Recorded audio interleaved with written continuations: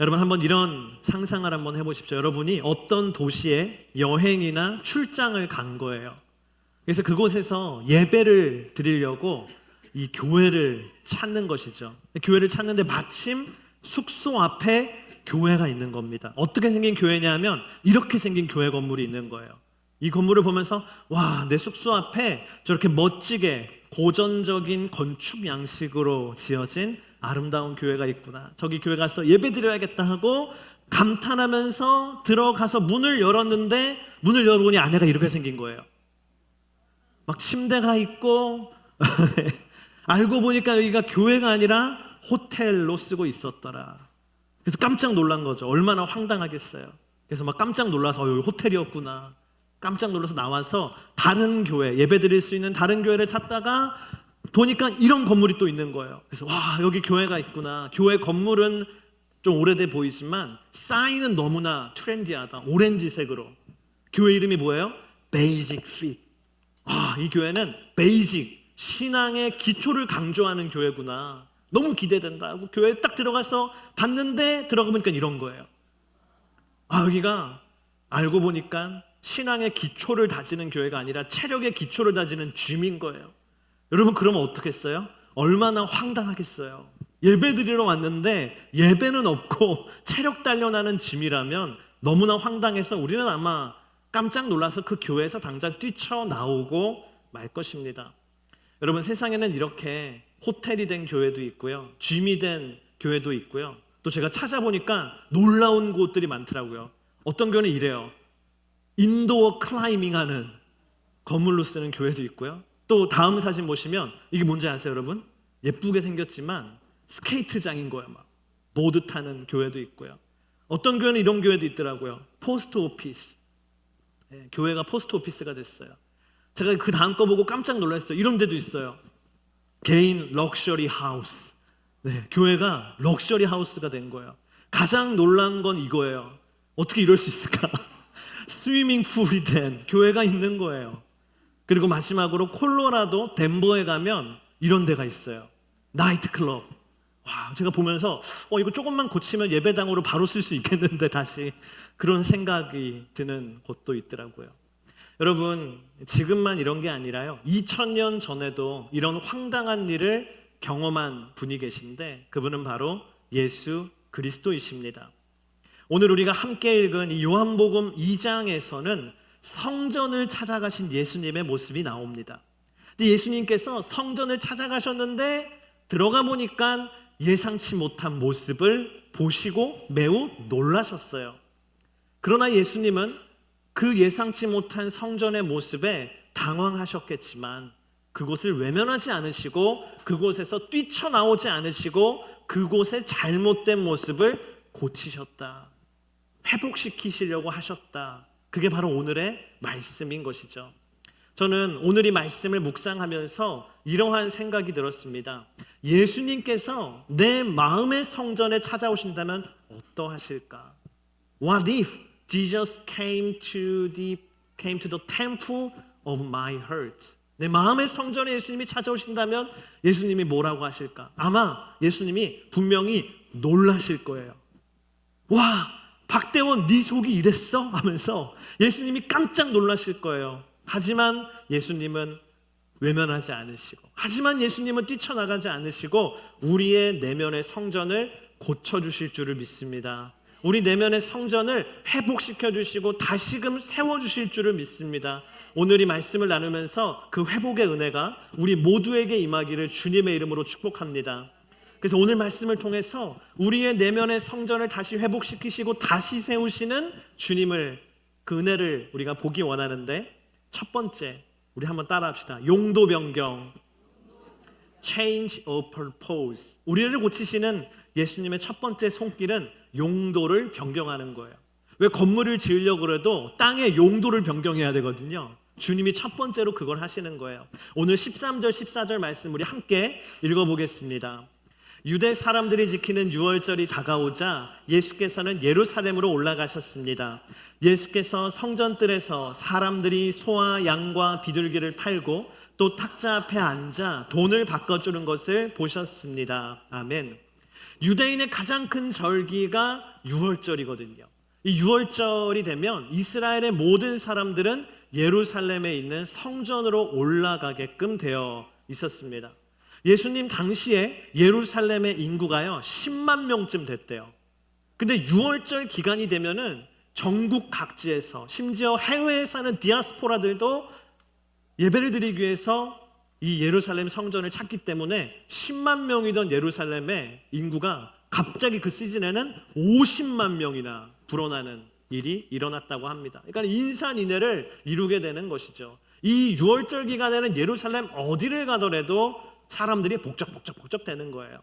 예수님도 예배를 드리기 위해서 예루살렘에 올라가셨고 그 수많은 인파들 속에 섞이셔서 성전을 찾아가셨습니다. 예수님이 성전을 딱 들어가셨는데 깜짝 놀랐어요. 왜입니까? 성전이 호텔로 바뀌었기 때문이 아니라 성전이 피트니스 클럽으로 짐으로 바뀌었기 때문이 아니라 오늘 14절에 있는 말씀처럼 성전 뜰에 소와 양과 비둘기와 그 제물들을 파는 상인들이 그곳에 점령하고 있었기 때문에 돈을 바꿔주는 커런시 익스체인지, 돈을 바꿔주는 환전 상인들이 그 성전의 뜰을 점령하고 있었기 때문에 주님은 놀라셨어요. 그리고 주님은 놀라신 것뿐만 아니라 오늘 말씀 보니까요 분노하셨어요. 성경에 예수님이 분노하시는 장면이 몇 장면 안 나옵니다. 근데 거룩한 분노를 가지셨어요. 여러분 여기 많은 남성분들 형제님들이 계신데 형제님들이 진짜 너무 제일 힘들 때가 언제입니까? 아내가 화났는데 이유를 모를 때 왜 화났을까? 이유를 발견해야 해결할 거 아니에요. 이유를 발견해야 업그레이드를 할 거 아닙니까? 근데 여기 자매님들 계시지만 여러분 그냥 알려주시면 좋겠어요. 네. 형제 대변인 우리 형제들은 잘 몰라요. 화난 이유를 몰라요. 추측해도 잘못해요. 항상 100% 틀려요. 근데 우리가 알아야 되는 거예요. 왜 분노할까 그분이. 근데 오늘 말씀도 똑같아요. 여러분 예수님이 거룩한 분노를 가지셨는데 우리가 왜 예수님이 거룩한 분노를 가지셨는지를 우리는 궁금해야 돼요. 그리고 그 이유를 정확히 알아야 되는데 한번 퀴즈를 한번 내볼게요. 여러분 자 퀴즈 보세요. 예수님이 분노하신 포인트는 어딜까? 어디가 정확한 예수님 분노하신 포인트일까? A. 사람들이 제물에 사용할 동물을 직접 준비하지 않고 돈을 주고 그거를 구매했기 때문에. B. 헌금을 전날 미리 준비하지 않고 환전소에서 바꿔가지고 급하게 헌금을 사람들이 했기 때문에. C. 이 모든 것을 성전 안에서 했기 때문에. 여러분 뭘까요? C 같아요? 맞았어요. C예요. A가 우리는 생각할 때 이게 재물을 정성껏 준비해야지 그거를 돈으로 사가지고 하는 건 이거 편법 아니냐 생각하는데 신명기 14장 말씀에 보면 하나님이 율법 가운데 어떤 말씀을 주셨냐면 멀리서 재물을 가지고 오는 사람들은 생각해보면 양을 가지고 오고 소를 가지고 오고 재물을 가지고 오는데 멀리서 오면 몇 날 며칠을 얘를 흠 없는 재물을 드려야 되니까 가지고 오면 갖고 오다가 얘가 흠 있는 재물이 돼요. 다치거나 병들어 버려요. 혹은 죽어 버려요. 그래서 성전 앞에서 드리려고 하면 드릴 수가 없잖아요. 그래서 하나님이요 배려가 진짜 최고예요. 뭐라고 하셨냐면 돈으로 갖고 와라. 은을 가지고 와서 그런 경우에는 근처에서 너희가 돈을 주고 사서 그 흠없는 재물을 드릴 수 있도록 허락해 주셨어요. 주님이 그래서 사실 재물을 사는 A는 문제는 없는 거예요. 율법 안에 있는 거예요. 그럼 환전소는 괜찮은가? 여러분 이때는 이 출애굽기 30장 말씀에 보면 하나님께서 이스라엘 성인 남성들은 부자든 가난한 사람이든 상관없이 1인당 한 명당 무조건 2분의 1 세겔의 속전을 드리도록 했어요. 내 생명을 주님이 건져주셨다. 나는 주님의 것이다. 그것을 상징하는 속전을 2분의 1 세겔을 하나님께 헌금하도록 되어 있었어요. 그런데 이때는 로마 시대잖아요. 멀리서 온 사람들은 돈이 뭐예요? 로마 돈이에요. 데나리온이에요.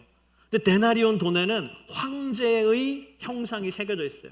근데 그때 황제는 신이라고 여겼거든요, 사람들이. 그러니까는 이 우상인 거예요. 이 우상이 새겨져 있는 돈을 하나님께 거룩하게 드리면 하나님이 싫어하시니까 깨끗하게 우상이 없는 돈으로 바꿔라. 그래서 성전의 세겔로 돈을 바꿔야 하기 때문에 환전을 하는 상인들이 있었던 거예요. 이거 필요한 거예요. 좋은 것 같아요. 근데 문제는 뭡니까? 이 모든 것을 성전 밖이 아니라 성전 안에서 했다는 거예요. 성전 뜰에서 했다는 거예요. 그 성전 뜰 오늘 어디냐면 한번 그림을 보여주세요. 이게 이제 예수님 당시의 성전의 그림입니다. 이 가운데 있는 게 성전의 핵심이죠. 저 성전은 유대인들이 포로에서 귀환한 다음에 열심히 하나님의 은혜로 재건한 성전이에요. 스룹바벨을 중심으로 재건한 스룹바벨 성전이라고 불리는 건데, 이 성전을 이 로마에서 임명한 황제인 헤롯이 유대인들의 관심과 사랑을 얻기 위해서 확장해줘요. 확장 공사를 해줘요. 그래가지고 옆에가 막 다 확장이 되는 거예요. 이거를 계속 하고 있었어요. 무려 오늘 말씀 보면 46년째 하고 있었고, 사실은 오늘 말씀 시점 이후로도 계속해요.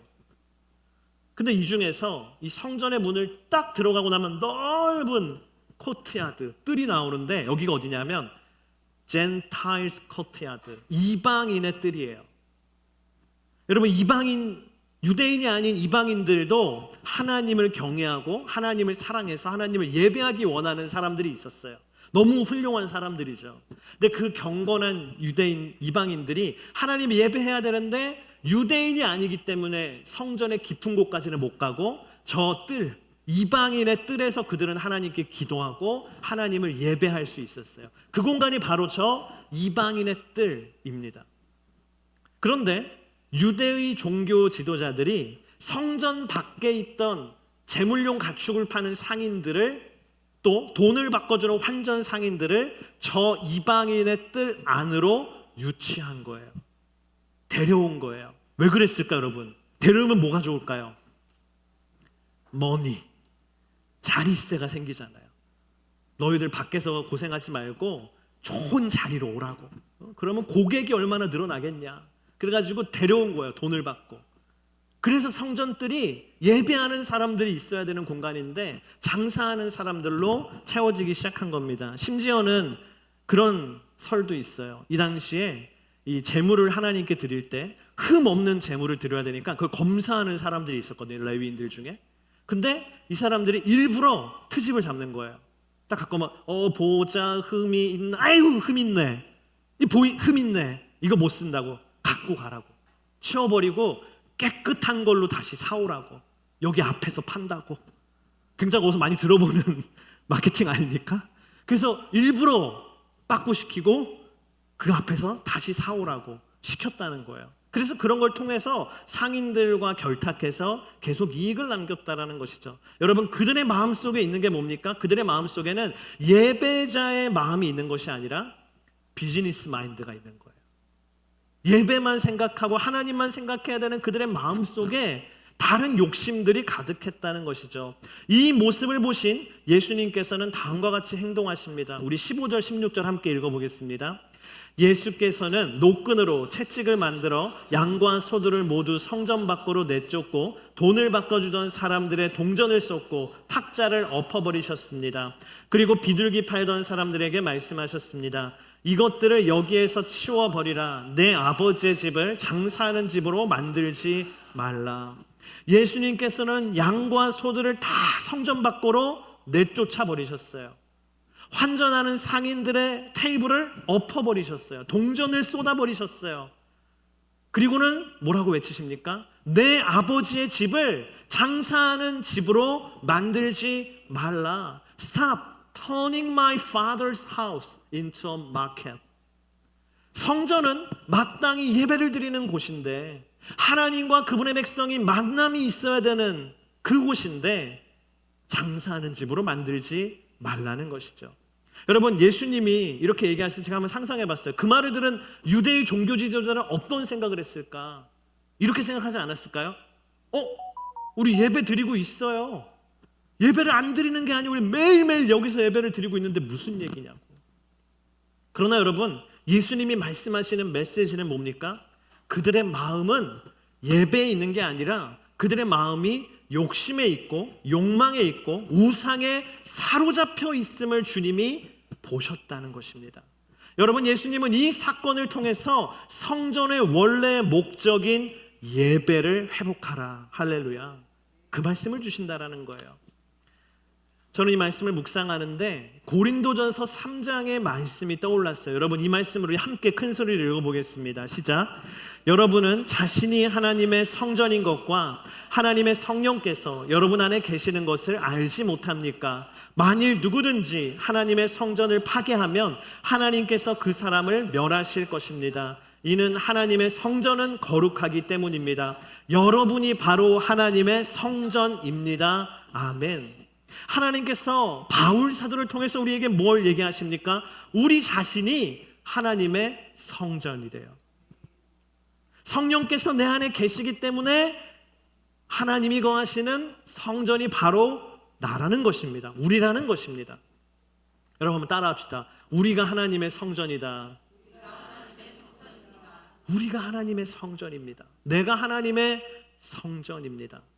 오늘날에는 예수님이요, 그래서 이 땅에 오시면 예루살렘 성전으로 가시는 것이 아니라 예배 받으시기 위해서 어디로 오세요? 내 안에 찾아오시는 거예요. 내 마음속에 찾아오시는 거예요. 근데 예수님이 내 마음속에 딱 찾아오셨는데 어떤 반응을 보이실까? 예수님 놀라지 않으시겠습니까? 아니, 왜 네 성전에, 네 마음의 성전에 예배가 없냐? 예배자의 마음이 왜 없냐? 왜 다른 것들이 너를 점령하고 있냐 하고 나에게 주님이 물어보시지 않겠습니까? 그리고는 주님이 내 안에 찾아오셔서 예배가 아닌 다른 것이 세워져 있는 내 중심을 보시고 그것들을 내어 쫓으시고 그것들을 둘러 엎으시지 않겠습니까? 근데 여러분, 이게 뭔지 아세요? 그것이 하나님의 은혜입니다. 할렐루야. 그게 하나님이 우리에게 주시는 놀라운 은혜인 것이에요. 그냥 주님이요, 이러면 너무 안타까울 것 같아요. 주님이 제 안에 찾아오셔서 여기 이게 뭐, 네 안에 이런 게 왜 있니? 예배가 있어야 되는 예배자의 마음속에 왜 이런 게 있니? 하면서 주님이 싫다 하면서 나가버리신다면 얼마나 그게 우리에게 절망이에요. 그냥 떠나버리시고 외면하신다면 얼마나 그것이 우리에게 큰 아픔입니까? 그러나 주님이 오늘 그러지 않으신다는 거예요. 주님이 오셔서 내 안에 있는 그 잘못된 것들을 내어 쫓으시고 둘러 엎으시고 깨끗하게 만드신다는 것입니다. 여러분, 그런 은혜가 오늘 저와 여러분의 심령에, 우리 마음속에 충만하기를 주의 이름으로 축복합니다. 예수님, 예배를 가로막고 있는 내 안에 있는 염려와 걱정들을 몰아내 주십시오. 할렐루야. 예수님, 예배를 방해하는 마음, 예배를 방해하는 내 안에 있는 그 분노, 예배를 못 드리게 하고 주님을 바라보지 못하게 하는 그 내 안에 있는 상처들을 쫓아내 주십시오. 예배의 자리를 차지하고 있는 수많은 사람, 그 물질, 그 욕망, 그 욕심, 그 죄악, 그 집착, 그 우상들을 주님 엎어버려 주십시오. 그래서 나의 원래의 용도인 예배를 회복시켜 주십시오. 할렐루야. 여러분, 우리는요, 따라합시다. Made for worship, made to worship, made to worship. 우리는요, 꼬리표가 있어요. 뭔지 아십니까? 우리는 예배하기 위해서 주님이 만드신 존재예요. 인간이 타락한 이후에, 죄를 지은 이후에 인간과 하나님이 만나는 주님이 허락하신 유일한 통로는 뭡니까? 예배라는 거예요. 주님을 만나는 유일한 통로가 예배예요. 그래서 예배는요, 우리 인간에게 주어진 최고의 축복이에요. 우리 일주일에 많은 시간들이 있잖아요. 그 많은 시간들의 질을 따져보자면 어떤 시간이 제일 중요한 시간입니까? 바로 지금 이 시간. 하나님을 진짜 예배하는 이 시간이 우리 인생에서 제일 중요한 시간인 것입니다. 우리는 삶의 수준을 얘기할 때 어때요? 내가 누리는 물질의 가치로 내 삶의 수준을 얘기합니다. 내가 어떤 집에 살고 있느냐로 내 삶의 수준을 얘기해요. 내가 어떤 좋은 차를 타고 있느냐로 내 삶의 수준을 얘기해요. 내가 어떤 옷을 입고 있느냐로 내 삶의 수준을 얘기하고자 합니다. 내가 누리고 있는 세상의 좋은 것들로 내 삶의 수준을 이야기하려 합니다. 그러나 여러분, 내가 드리는 예배의 수준이 내 삶의 수준이에요. 내가 드리고 있는 이 예배의 수준이 내 삶의 진정한 퀄리티요, 내 삶의 진정한 수준인 것이에요. 그래서 우리는 열심히 예배드려야 됩니다. 사랑하는 성도 여러분, 오늘 주님께서 내 안에 찾아오셔서 다른 것보다 예배를 회복시켜 주시기를 주님의 이름으로 축복합니다. 세상에서 성공한 사람이 되기 이전에 예배자가 되기를 주의 이름으로 축복합니다. 사람들에게 존경을 받는 사람이 되기 이전에 예배자가 먼저 되기를 주의 이름으로 축복합니다. 우리의 자녀들이, 우리의 다음 세대들이 세상에서 훌륭한 사람이 되는, 좋은 학교에 가고 좋은 직업을 얻고 자신이 원하는 자유로운 삶을 사는 것보다 더 중요한 게 뭡니까? 예배자가 되는 거예요. 그것보다 중요한 것은 우리에겐 없는 줄을 믿습니다. 다른 모든 것을 우리가 잃어버릴지라도 예배자가 되는 것, 그것이 우리 삶의 가장 소중한 놀라운 회복인 줄을 믿습니다. 여러분, 혹시 지금 이 시간 나의 원래 만들어진 purpose, 예배가 사라져 있다면 그 예배의 목적을 회복하는 주님의 회복의 역사가 오늘 이 시간 일어나기를 주의 이름으로 축복합니다. 우리 두 번째 따라합시다. 철거와 재건축, demolition and reconstruction. 오늘 다 건축 용어예요. 우리를 고치시는 예수님의 두 번째 손길은 철거와 재건축, demolition과 reconstruction입니다. 오늘 18절의 말씀 우리 함께 읽어보겠습니다. 그때 유대 사람들이 예수께 물었습니다. 당신이 이런 일을 할 수 있다는 것을 증명할 만한 무슨 표적을 우리에게 보여줄 수 있겠소?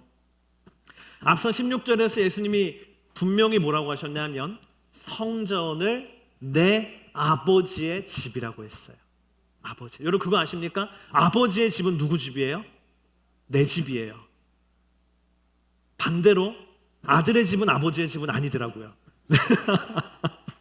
아들들은, 자녀들은 아버지 집에 가서 여기 내 집이다 할 수 있는데, 아버지들은, 어머니들은 자녀 집에 가서 여긴 내 집은 아니지라고 할 수밖에 없죠. 아버지 집은 내 집이에요. 예수님이 내 아버지의 집이라고 하신 것은 뭡니까? 이 성전은 내 집이다라는 얘기입니다. 그러니까 이 얘기를 들은 유대인들이 마음이 불편한 거예요. 아니, 예수님이 누구시길래 이 성전이 자기 집이라고 하시고 하나님을 아버지라고 얘기하시고 여기서 이렇게 막 우리가 만들어 놓은 거 다 부수시고 엎으시고 왜 이러시는가? 그래서 유대인들이 예수님께 증거를, 표적을 보여달라고 얘기하는 것이죠. 이때 예수님은 표적을 보여달라는 그 유대인들의 요청에 응답하실 수 있었어요. 그래? 증거를 보여줄까 하면서 예수님이 예를 들어서 비둘기들이 아직 있었잖아요. 비둘기들은 예수님이 안 내쫓고 가져가라고 얘기하셨거든요, 말로. 그래서 어떤 사람들은 비둘기 풀어주면 날아가 버리니까 손해가 나니까 긍휼히 여기셔서 가져가라고 하셨다라고도 얘기하는데, 비둘기에서 봐라, 불새로 변신해라 팡 하면 이제 피닉스, 불새로 변신한다, 이런 거 예수님이 충분히 하실 수 있잖아요. 근데 예수님이 그런 기적과 표적을 나타내신 것이 아니라 주님은 더 중요한 진리를 그들에게 말씀하셨는데, 그게 바로 19절부터 21절의 말씀이에요. 우리 함께 읽어보겠습니다. 예수께서 그들에게 대답하셨습니다. 이 성전을 허물라. 그러면 내가 3일 만에 다시 세우겠다. 그러자 유대 사람들이 대답했습니다. 이 성전을 짓는데 46년이나 걸렸는데 당신이 그것을 3일 만에 다시 세우겠다는 말이요. 그러나 예수께서 말씀하신 성전은 바로 자기 몸을 가리킨 것이었습니다. 아멘.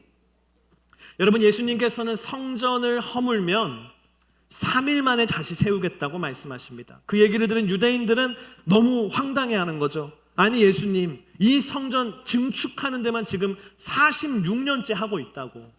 근데 예수님이 어떻게 46년 동안 우리가 한 거를 3일 만에 하시겠다고 하십니까? 라고 어이없다는 반응을 보입니다. 그러나 예수님이 이 말씀을 하신 것은 무엇입니까?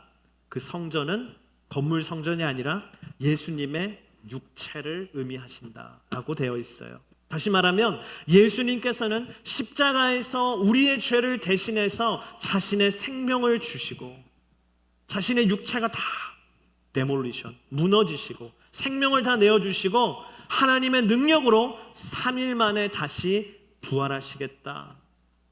그 십자가의 죽음과 부활의 능력으로 보여주시겠다라는 겁니다. 여러분, 그렇습니다. 언제나 예수님의 방법은 뭔지 아세요?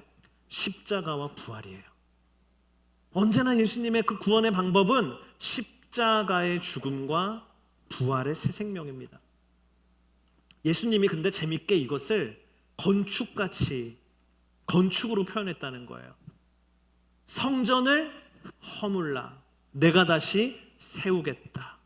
데몰리션 해라, 완전히 데몰리션 해라. 그럼 내가 완전한 리컨스트럭션을 하시겠다. 십자가에서 죽어라, 그러면 내가 완전한 새 생명으로 새로운 생명을 너희들에게 주겠다. 저는 이 말씀을 묵상하면서 그런 생각이 들었어요. 제가 신학교에 다닐 때 매일 채플을 드리잖아요. 채플에 앉아 있으면 어김없이 항상 그런 생각이 저를 힘들게 했어요. 뭐냐면 이런 생각이 들었어요. 와, 주님, 여기 수많은 사람들이 앉아 있지만 이 중에 제가 제일 죄인인 것 같아요. 저를 좀 바꿔주세요, 주님. 저를 좀 바꿔주세요. 제가 앞으로 목회를 해야 되는데 저를 좀 바꿔주세요. 저는 너무 죄인이에요. 내내 그 기도를 드렸던 기억이 있습니다. 그리고 졸업을 하고 목사가 된 거예요. 근데 기도가 똑같아요. 주님, 목사가 됐는데도 저는 여전히 죄인이에요. 저를 좀 바꿔주세요. 10년이 지나도 제 안에 동일한 기도가 있는 거예요. 오늘도 동일한 기도가 있는 거예요. 주님, 제가 너무 죄인이에요. 저를 좀 바꿔주세요. 근데 이 말씀을 묵상하면서 제 기도가 잘못됐다라는 걸 깨달았어요. 여러분, 저를 좀 바꿔주세요라고 기도할 것이 아니라 뭐라고 해야 됩니까? 주님, 제가 십자가에서 예수님과 함께 그냥 죽게 해주세요. 바꿔서는 안 되는 거예요. 그냥 죽어야 되는 거예요. 그렇게 기도해야 되는 거예요. 왜냐하면 오늘 주님이 말씀하신 원리가 뭡니까? 완전한 데몰리션, 완전한 철거를 통해서만 완전한 리컨스트럭션이 가능하기 때문에, 십자가에서 완전히 내가 죽어야 새로운 사람이 되기 때문에.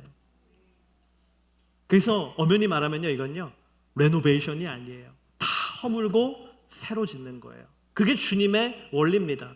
이 진리를 경험한 사람이 누군지 아세요? 바로 사도 바울이에요. 여러분, 바울이 예수님을 만나기 전에 얼마나 예수님을 핍박하고 그리스도인들을 핍박하고 죄인 중에 괴수라고 불렸던 죄인의 삶을 살고 있었습니까? 그런데 그가 어떻게 이방인을 위한 위대한 사도로 변화되었습니까? 예수님이 어떻게 그를 고치셨습니까? 바울이 내가 이런 부분으로는 잘못됐으니까 이런 부분을 좀 고쳐야지, 이런 부분을 좀 바꿔야지, 개선해야지, 그래서 새 사람이 됐어요? 아닙니다. 바울은 이렇게 고백해요. 갈라디아서 2장 20절 말씀 우리 함께 읽어보겠습니다. 나는 그리스도와 함께 십자가에 못 박혔습니다. 그러므로 이제 더 이상 내가 사는 것이 아니라 내 안에 그리스도께서 사시는 것입니다. 지금 내가 육체 안에 사는 것은 나를 사랑하셔서 나를 위해 자신의 몸을 내주신 하나님의 아들을 믿는 믿음으로 사는 것입니다. 바울이 뭘 고백합니까? 예수 그리스도의 십자가에서 나도 함께 못 박혀 죽었노라. 그리고 바울이 또 뭐라고 고백해요? 나는 매일 십자가에서 죽노라. 바울은 나를 바꿔주세요가 아니라요, 죽어야 된다는 걸 알았어요. 예수님과 함께 십자가에 내가 못 박혀 죽어야 된다. 그래야 새로운 생명으로, 새로운 사람으로, 새로운 인생을 살 수 있다. 여러분, 새로운 삶을 살고자 하십니까? 그렇다면요, 바뀌려고 노력하지 마세요. 그럼 뭐랑 똑같냐면 너무나 낡아 있는 연약한 건물 위에 한 층 더 그냥 쌓는 거예요. 다시 무너져요. 실패해요. 헛수고예요. 대신 우리는 어떻게 하면 됩니까? 그리스도와 함께 십자가에서 죽으면 되는 거예요. 변화가 아니라 십자가에서 죽어야 되는 거예요. 죽어야 새 생명으로, 죽어야 새로운 사람으로 우리가 다시금 태어날 수 있는 것입니다. 혹시 이 자리 가운데 갈등 가운데 계신 분이 계십니까? 그러면요, 하나님이 갈등을 해결해 주세요. 그 기도가 아니라 우리가 어떻게 해야 돼요? 주님, 내가 그리스도와 함께 십자가에서 죽게 해주세요. 그러면 예수님이 알아서 해주실 거예요. 누군가를 내가 막 미워하는 마음이 있어요. 그 미워하는 마음이 나를 떠나지가 않아요. 어떻게 해야 됩니까? 하나님, 그 사람을 사랑하는 마음을 주세요가 아니라, 하나님, 그 사람을 미워하는 죄된 마음이 내 안에 있는데 그 죄인인 내가 십자가에서 예수님과 함께 죽게 해주세요. 이전 것은 떠나가고 새로운 사람이 되게 해주세요. 우리가 죽어야 돼요. 내 주변에 내 가족 중에 내가 너무나 사랑하는 그 사람인데 변화가 안 돼요. 이 사람이 안 바뀌어요. 그럼 뭐라고 기도하면 돼요? 그 사람을 바꿔주세요가 아니라 내가 십자가에서 죽게 해주세요. 그러면 하나님이 그 기도를 통해, 그 십자가의 은혜를 통해 새로운 일을 행하시는 거예요. 죄가 끊어지지가 않아요. 아무리 노력해도 죄가 끊어지지 않고 다시 그 죄로 돌아가요. 그럼 뭐라 기도하면 돼요? 내가 그리스도와 함께 십자가에서 주님 죽게 해주세요. 죄된 나는 그냥 죽게 해주세요. 그러면 죄의 세력은 떠나가고 힘을 잃고 하나님의 새로운 성령의 능력이 우리 안에 임할 줄을 믿습니다. 십자가에서 죽음으로 새로운 성전으로 지어지는 완전한 데몰리션을 통해서 리컨스트럭션의 은혜를 누리는 저와 여러분이 되기를 주의 이름으로 축복합니다. 오늘 마지막 우리 따라합시다. 내진 설계, Earthquake Resistant Design. 우리를 고치시는 예수님의 오늘 마지막 손길은 내진 설계예요. 오늘 23절의 말씀을 우리 함께 읽기를 원합니다. 예수께서 유월절을 맞아 예루살렘에 계시는 동안 많은 사람들이 그분이 행하시는 표적을 보고 그 이름을 믿었습니다. 예수님이요, 예루살렘에 계시는 동안 기적을 많이 하셨대요. 기적을 많이 행하면은 여러분 이 유월절 기간에 한 거잖아요. 얼마나 그 이피션시가 좋아요. 효과가 좋아요. 왜냐하면 사람이 5배인데 한 번 기적을 베풀면은 1000명이 놀랄 거를 5000명이 놀라는 거예요. 그러니까 너무 기적의 효율이 좋아요. 그래서 말씀에 뭐라고 되어 있어요? 그 예수님이 행하시는 이적을 보고 많은 사람들이 예수님을 믿었다. 세계 각국에서, 전국에서 모여든 사람들이 그 이적을 보고 놀라고 감탄하며 예수님을 믿고 따르게 됐다라는 거예요. 그래서 예수님이 기적을 행하신 다음에 여기저기서 사람들이 막 찾아오는 거죠. 예수님 오늘 은혜 받았습니다. 오늘 감동받았습니다. 예루살렘 여기 저희 큰 집이 있는데 제자들과 함께 오셔서 저희 집에서 머물면서 미니스트리 계속 하시라고, 제가 서포트 하겠다고. 또 어떤 사람은 예수님 제가 저기 해외에서 온 저 그 이민자 디아스포라인데 제가 해외에서 비즈니스 하면서 돈을 많이 벌었다고, 제가 예수님 사역 서포트 하겠다고. 예수님 제가 이 도시에 제가 아주 높은 사람인데 저희 도시로 집회 초청을 하겠다고 오셔서 이 지역에 있는 저희 동네에 있는 수많은 사람들에게 복음을 전하시고 그들의 병을 고치시고 귀신 들린 사람들을 치유하시고 귀신 내쫓으시고 주님 미니스트리 마음껏 우리 도시에 와서 하시라고 제가 모든 거 준비해 놓겠다고. 사람들이 주님을 따르고 주님 앞에 이런 아름답고 달콤한 말들을 하는 것이죠. 여러분, 만약에 저와 여러분이 사람들의 이러한 반응을 들었다면 어땠을까요? 이러지 않았을까요? 와, 할맛 난다. 이 사역, 이 미니스트리 진짜 너무 할맛 나요. 힘이 막 절로 나요. 한번 하면 은혜가 막 부어지고 한번 하면 제자들이 막 생겨나고 내가 이것만 했는데 하나님이 돕는 손길들을 막 이렇게 여기저기서 보내주시고 너무 좋아요. 우리가 막 힘이 나지 않겠어요? 할맛 난다 하면서 막 즐겁게 하지 않겠어요? 예수님은 그런데 그러지 않으셨다는 거예요. 사람들이 찾아와서 이렇게 달콤한 말을 하고 좋은 피드백을 주는데 예수님은 시큰둥하신 거예요. 그래. 오늘 뭐라고 되어 있습니까? 24절 25절에 이렇게 얘기합니다. 우리 함께 읽어보겠습니다. 그러나 예수께서는 모든 사람을 알고 계셨기 때문에 자기 자신을 그들에게 맡기지 않으셨습니다. 또한 예수께서는 사람에 대해 그 누구의 증언도 필요하지 않으셨습니다. 사람의 마음속에 있는 것까지 다 알고 계셨기 때문입니다. 예수님은 사람들의 그 환호성에 귀 기울이지 않으셨어요. 예수님은 사람들이 하는 말, 칭찬, 반응, 서포트에 솔깃하지 않으셨어요. 왜냐하면 예수님은 그 사람들의 마음속 깊은 곳에 무엇이 있는지, 어떠한 동기가 있는지 정확하게 모든 것을 알고 계셨기 때문에. 저는 이 말씀을 들으면서 처음에 묵상하면서 좀 무섭더라고요. 왜냐하면 주님은 내 마음속에 아주 세밀한 모든 동기를 다 아세요. 다 아세요. 나는 나를 속일 수 있어요. 자기 기만이라고 하죠. 근데 주님은 못 속이는 거예요. 내가 주님을 섬기는 모든 그 세밀한 이유를 주님은요, 사람들은 몰라도 나 자신도 깨닫지 못하고 있을지라도 하나님은 아시더라. 이게 오늘 우리에게 주시는 말씀이에요. 근데 여러분, 예수님은요, 사람을 사랑하시죠. 사람을 사랑하실 때 끝까지 사랑하시죠. 그러나 오늘 말씀이 뭘 얘기합니까? 사람을 사랑은 하시되 의지하지는 않으셨다는 거예요.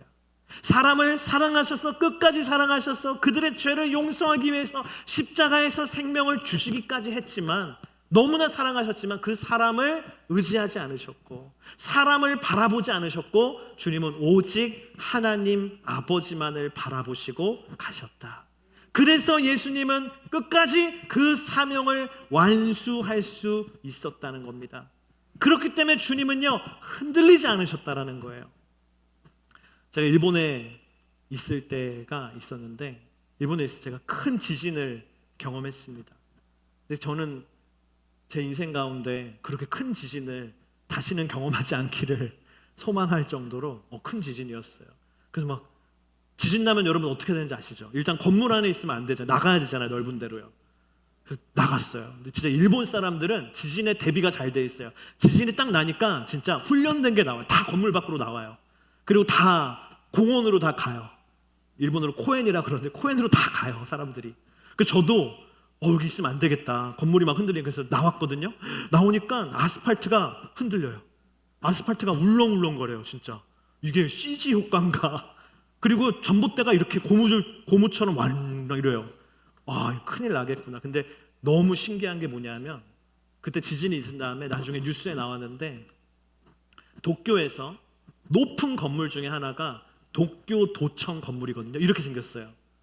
엄청나게 높아요. 타워 팰리스 아니에요. 엄청 크고 엄청 높고 엄청 화려하게 생긴 아름다운 건물인데, 아마 일본 동경 가셨던 분들은 여기 많이 가보셨을 거예요. 근데 이 건물이요, 그 큰 지진에도 하나도 안 무너지고 말짱한 거예요. 그 뉴스에 제가 본 기억이 나는데, 건물이 내진 설계가 돼 있으니까 막 흔들려요. 이렇게 디디디 흔들리는데 안 무너져요.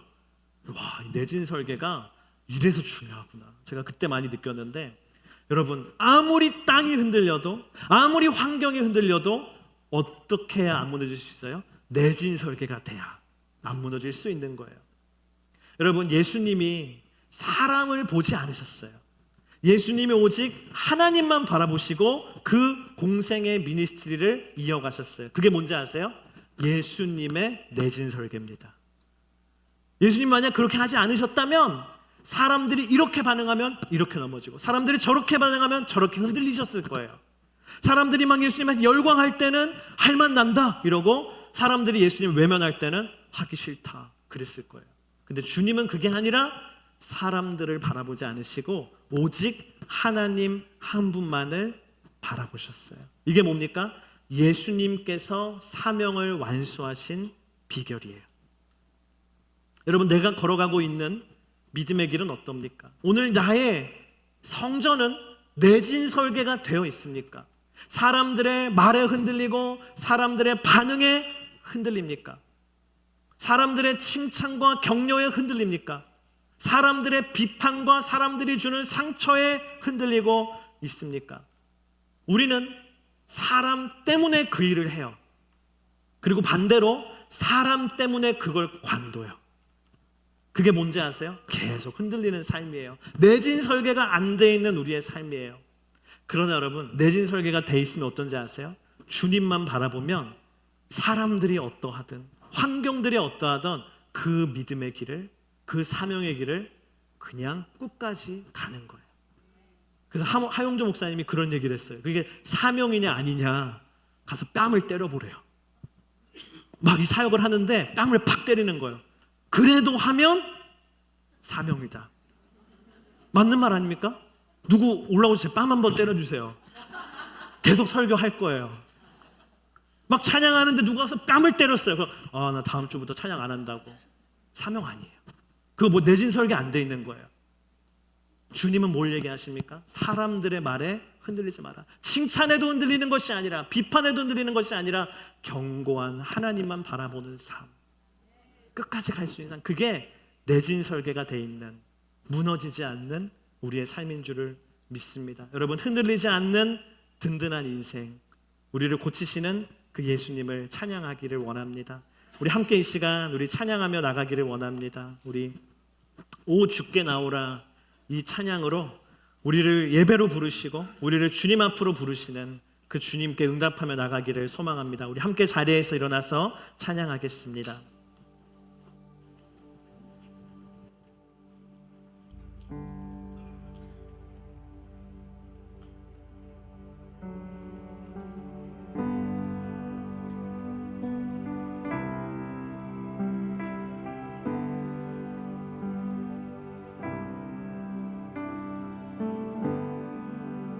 상한 마음에 쓰러진 자, 죄의 무게에 억눌린 자, 주 부르시네.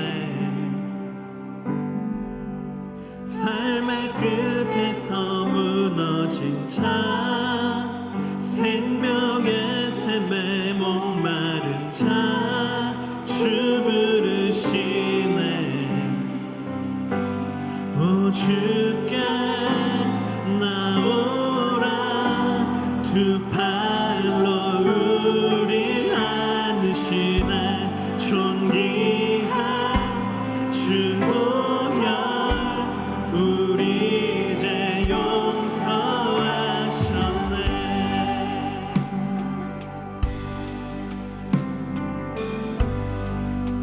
실패와 후회 내려놓고 주님께 지금 나오라, 주 부르시네. 슬픔에 눈물 기쁨 되고 새로운 삶이 시작되네. 주 부르시네. 오 주께 나오라, 오 주께 나오라, 두 팔로 우릴 안으시네. 존귀한 주 보혈 우리 이제 용서하시네. 오 주께 나오라, 두 팔로 우릴 안으시네. 존귀한 주 보혈 우리 이제 용서하셨네. What a Savior, isn't He wonderful? Sing hallelujah, Christ is risen.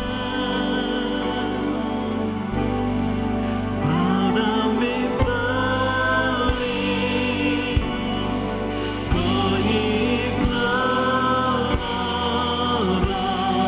Sing hallelujah, Christ is risen. Oh, what a Savior! Oh, what a Savior!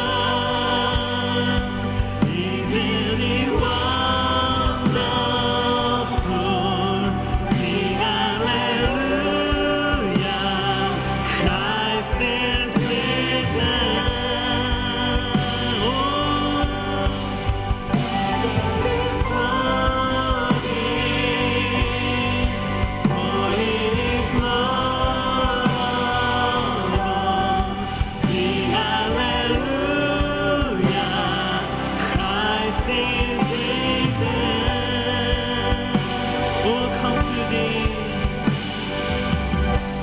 Oh, come to the altar. The Father's arms are open wide. Forgiveness was bought with the precious blood of Jesus Christ. Oh, come to the altar. The Father's arms are open wide.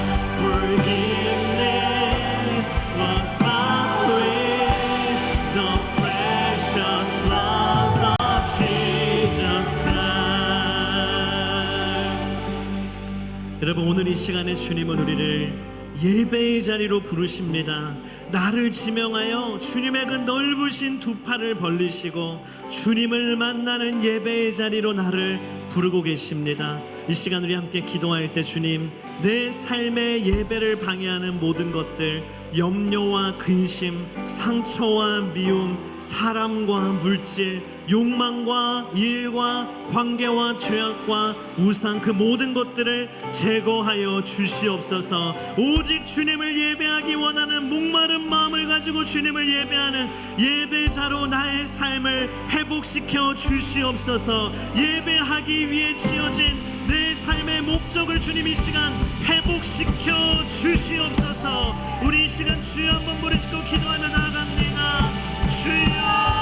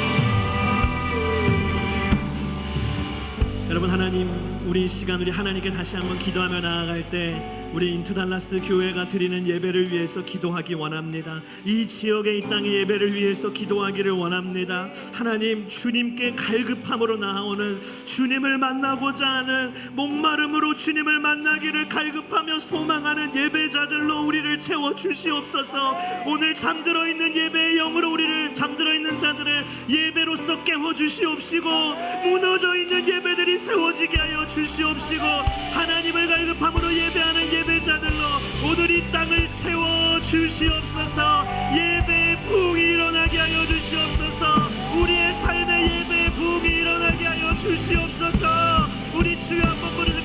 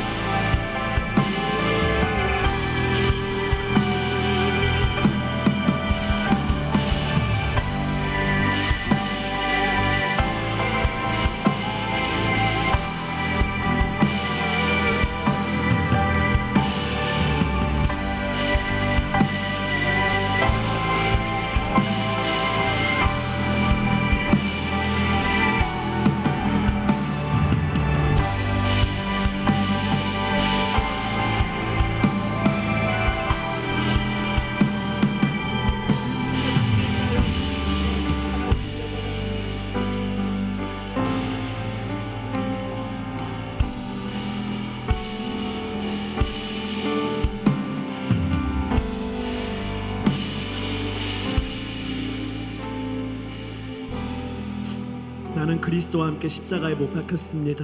그러므로 이제 내가 더 이상 내가 사는 것은 내 안에 그리스도께서 사시는 것입니다. 지금 내가 육체 안에 사는 것은 나를 사랑하셔서 나를 위해 자신의 몸을 내주신 하나님의 아들을 믿는 믿음으로 사는 것입니다. 여러분, 오늘 주님이 말씀하신 유일한 방법은 십자가와 부활입니다. 예수님은 언제나 완전한 죽음을 통해서 완전히 새로운 생명을 일으키시는 분이십니다. 오늘 우리가 기도할 때 하나님, 나를 변화시켜 주시는 것이 아니라 내가 예수 그리스도와 함께 십자가에서 죽게 하여 주시옵소서.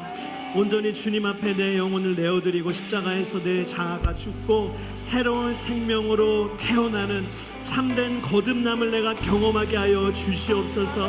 나를 새로운 성전으로 세워 주시옵소서. 내 안에 인간의 고집과 인간의 생각이 다 무너지고 하나님의 말씀으로 우리를 다시금 새롭게 세워 주시옵소서. 이 시간 우리 주여 한번 부르시고 기도합니다. 주여.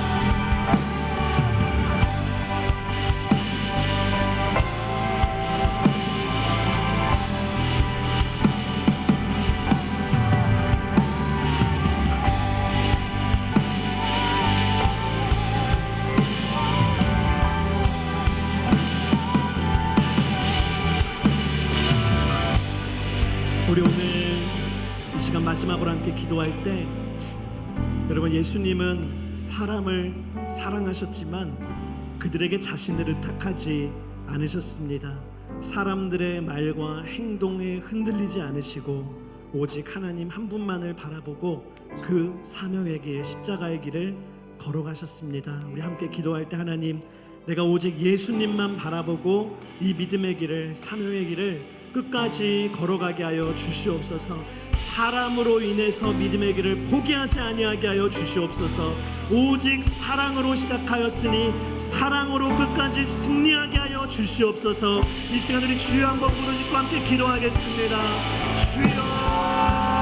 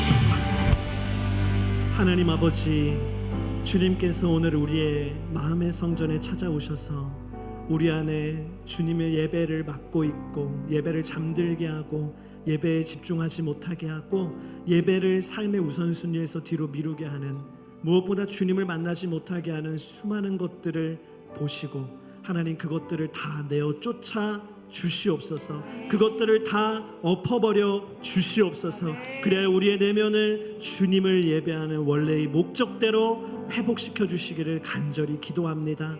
하나님 아버지, 오늘 우리 안에 찾아오셔서 죄된 나의 옛사람은 다 죽어지게 하여 주시옵시고 예수 그리스도와 함께 십자가에 못 박혀 죽고 주님께서 주시는 새로운 생명으로 예수 그리스도와 함께 태어나게 하여 주시옵소서. 새로운 사람이 되게 하여 주시옵소서. 우리 인투달라스 교회 안에 예배의 부흥이 있게 하여 주시옵시고 우리가 변화되는 놀라운 하나님의 은혜, 새로운 생명으로 태어나는 놀라운 은혜가 있게 하여 주시옵시고 하나님, 흔들리지 않는 인생들 되기를 원합니다. 사람의 말로 인해서 시작하지 아니하게 하시고 사람의 말로 인해서 그만두지도 않게 하시고 오직 하나님만을 바라보고 그 믿음의 길 가운데 끝까지 승리하는 하나님의 승리자들로 세워 주시옵소서. 이 시간 주께서 주신 예물의 일부를 구별해 우리의 마음과 고백을 더해 주님 올려드립니다. 이것을 기쁘게 받아 주시옵소서. 지금은 우리 주 예수 그리스도의 은혜와 하나님의 그 놀라우신 사랑과 성령의 인도하심이 예수님을 통해서 새로운 성전으로 새롭게 세워지길 소망하는 주님의 자녀들 위해 인투달라스 교회와 달라스 지역에 있는 모든 교회들과 또한 세계와 열방에서 주의 복음 전하시는 우리 선교사님들과 선교지 위에 또 우리 아웃리치 나가 있는 우리 모든 팀원들 한 사람 한 사람 위에 이제부터 영원토록 함께 하시기를 간절히 축원하옵나이다. 아멘.